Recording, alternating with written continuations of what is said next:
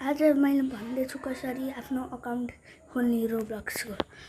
त आफ्नो birth date जुन पनि हाले हुन्छ जे पाइ त्यही। अनि फेरि यहाँ आफ्नो नाम लेखिदिने, आफ्नो रियल नाम होइन,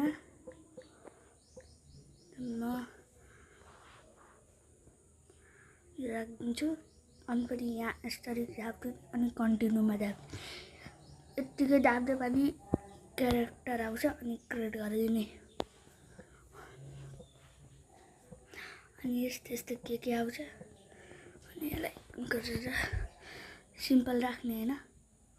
0192837 आफ्नो मर्जीले राख्नु, 7 राखिदिने।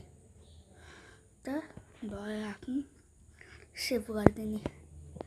सेभ भइसक्यो अनि आफ्नो गरेर क्यान्सल गर्ने।